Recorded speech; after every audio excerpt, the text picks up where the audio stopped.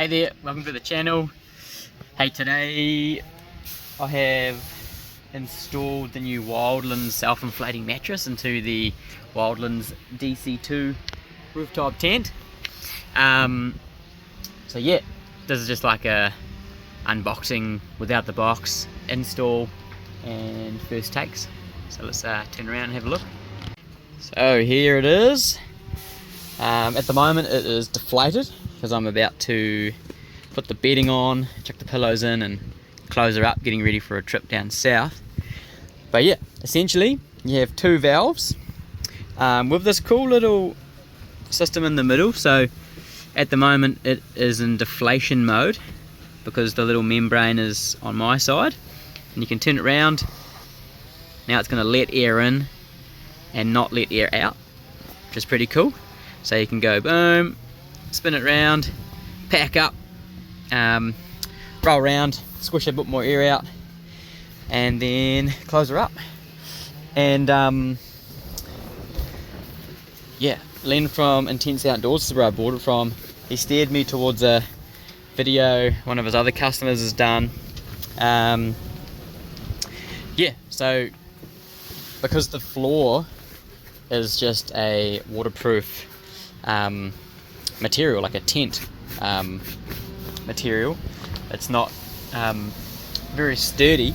So under here you just have some bars that support you. So the mattresses that come with these tents, like everyone that has one of these tents would know, that they're not very comfortable. So like to begin with, we use the memory foam topper. Those things aren't very cheap anyway, and it was okay, but this thing, we laid on it up here the other day, and holy moly, it's so comfy. Yeah, let it inflate, close it off, super cool. So yeah, the panels on the bottom just distribute your weight across the those supports a bit better, and once it is inflated, I can confirm that you cannot feel the bars underneath. The only time you feel the bars is like right now when you've got it deflated and you're like kneeling or sitting on it, so you might feel like a little bit of the bar. Once she's got air in it, yeah, it is awesome. Well, now the bed's all made, I can confirm that it is incredibly comfortable. Oh, this is gonna be good. This is gonna be real good.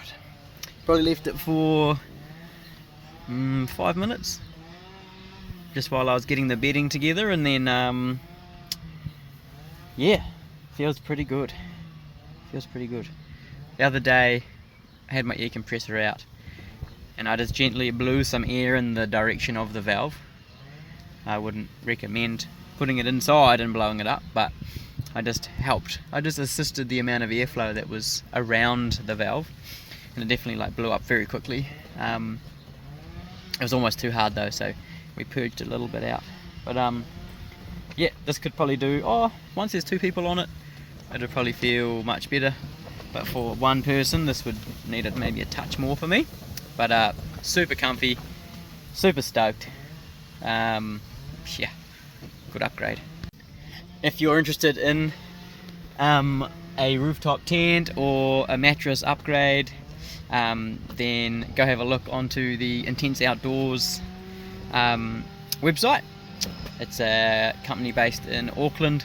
They sell a lot of different gear, but they do sell the Wildlands equipment, so the rooftop tents. There's a few different styles of those. They do the self-inflating mattress, which I have here. I got the 1.4 tent, so I got the 1.4 mattress, clam style, wedge style, all sorts of different styles.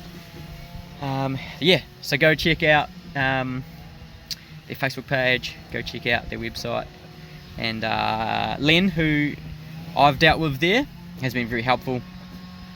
So thanks Len for helping me out with getting the mattress. And if you look back in my channel, you'll see lots of other reviews, but there's a review in there as well about the Desert Cruiser 2, which is the tent that I'm using here. So yeah, if you liked the video, subscribe, like, leave a comment if you've got any questions. Happy to answer any questions. Alrighty, now the dreaded pack down. It's not that dreaded with a rooftop tent, especially a hard top one. So, as you may have seen, we like to sleep in comfort, so full bed, top sheet, bottom sheet, duvet, and even 4 pillows. Pillows for everyone and everywhere. So, I'll show you how we pack it down and what it looks like up in here to get everything to squish down nicely. So the first thing, fold your duvet back so that it is out the way, so that it helps lower the pillows a fraction. You want your pillows to be in this area with the DC2, bearing in mind that you have the bar out here is going to come down over here and then over the top, and the spreader bar is going to live right through the middle here, so you need a little gap in the middle of those pillows as well.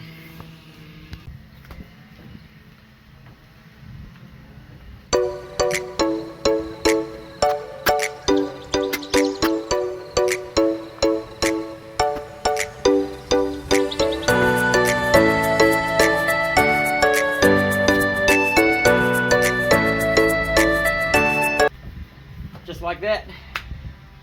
It's all made a lot easier by these ladder brackets. These are just some brackets that I made out of some steel angle, and I drilled a bunty hole in the top so they can slide through. Yeah, otherwise this is intended on hooking inside and you can't close the tent. You can't close the tent if the hooks are in there. But so yeah, leave the ladder up, climb up on top. My weight helps hold everything down.